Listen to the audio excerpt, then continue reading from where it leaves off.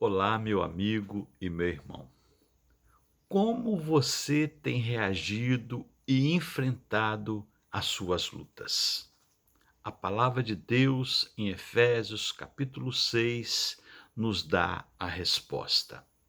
A nossa luta não é contra pessoas, mas contra os poderes e autoridades, contra os dominadores deste mundo de trevas, contra as forças espirituais do mal nas regiões celestiais. Efésios capítulo 6, versículo número 12.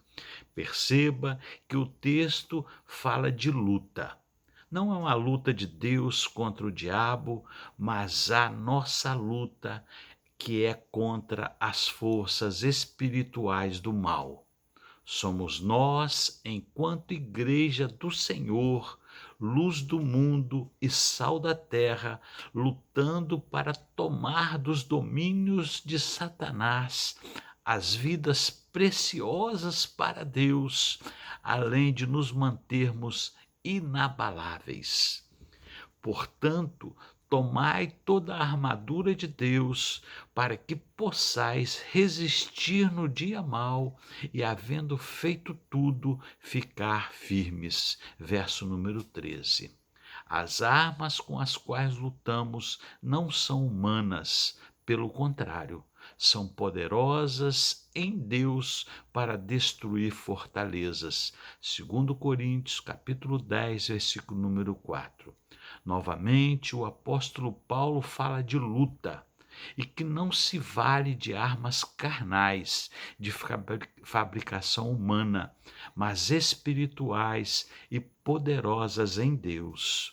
Se, por um lado, é um equívoco superestimar as forças das trevas, como muitos místicos e fanáticos por ocultismo e demonologia o fazem, por outro lado, é igualmente errado subestimar essa realidade e ignorar a necessidade de constante vigilância, prudência e autoridade no nome do Senhor.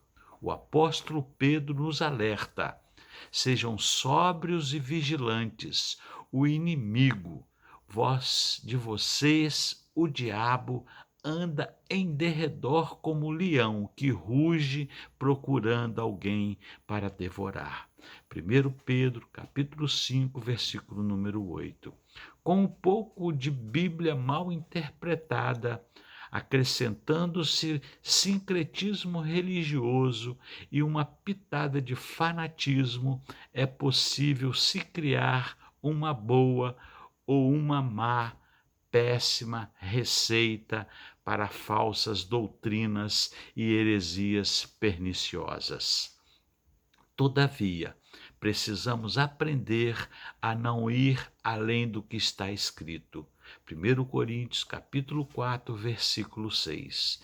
Bem como não transformar experiências pessoais em confissões doutrinárias e ainda estarmos amadurecidos na fé e na palavra que provamos os espíritos, se procede de Deus ou não, visto que muitos falsos profetas se têm surgido no mundo. 1 João, capítulo 4, versículo 1. O poeta inglês William Shakespeare dizia que até mesmo o diabo citará a Bíblia quando isso lhe for conveniente. De fato, lendo a tentação de Jesus em Mateus capítulo 4 e vendo o diabo citar o Salmo 91 para tentar Jesus a cometer suicídio, vemos como o inimigo é sorrateiro no mau uso da palavra de Deus, a Bíblia Sagrada. Não é à toa que Eric Lund disse que o diabo foi o primeiro hermeneuta da história, porque foi o primeiro a fazer menção das palavras de Deus e interpretá-las, ainda que de modo propositalmente torcido, para levar Eva a comer o fruto proibido no Éden.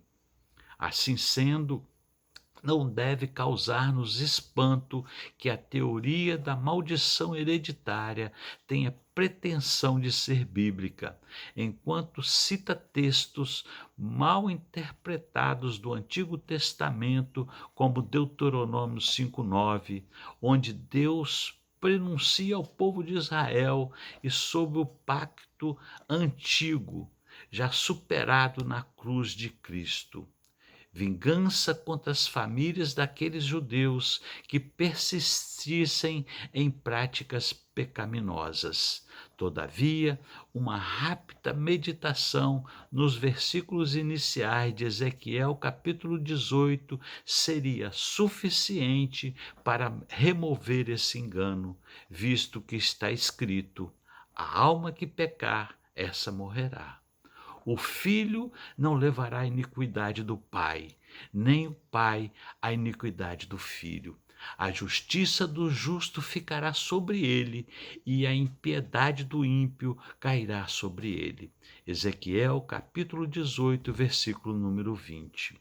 O agravo ao texto bíblico e os efeitos danosos sobre a mente dos crentes que abraçam esta doutrina constitui razão suficiente para nos posicionarmos contra essa prática de quebra de maldição hereditárias, coisa em que nem Jesus nem seus apóstolos nunca se ocuparam. Quando Jesus ordenou ao adversário: vá embora, Satanás, Mateus capítulo 4, versículo 10, não é dito que o diabo obedeceu e afastou-se de Jesus, mas somente até o momento oportuno. Lucas capítulo 4, versículo número 13. Logo, não é verdade que, sob uma palavra de ordem, o diabo e seus asseclas se afastarão em definitivo.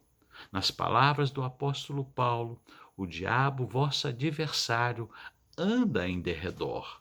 1 Pedro capítulo 5, versículo número 8. Todavia, se a exemplo de Jesus, nós hoje resistirmos ao diabo, ele fugirá. Tiago capítulo 4, versículo número 7. Cristo impede a possibilidade de um cristão ser possuído por demônios, usando a ilustração de uma casa. Jesus pergunta: como pode alguém entrar em casa do homem valente e furtar os seus bens, se primeiro não manietar o valente, saqueando então a sua casa? Mateus capítulo 12, versículo 29. Nas palavras de Paulo, somente o templo e morada do Espírito de Deus. 1 Coríntios capítulo 6, versículo 19. Ou não sabeis que o vosso corpo é templo do Espírito Santo, que habita em vós, proveniente de Deus, e que não sois de vós mesmos? E Paulo não diz: o vosso espírito é templo, mas o vosso corpo é templo. A palavra grega templo significa santuário, isto é, lugar sagrado. Estamos em guerra contra os poderes das trevas. Não vamos subestimá-los nem os superestimar, mas vamos enfrentá-los no poder e no nome de Jesus Cristo.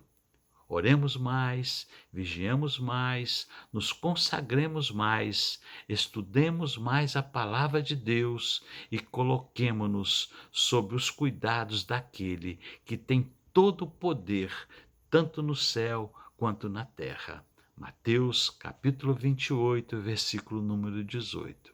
Que o Senhor nos abençoe e nos guarde. Amém e amém.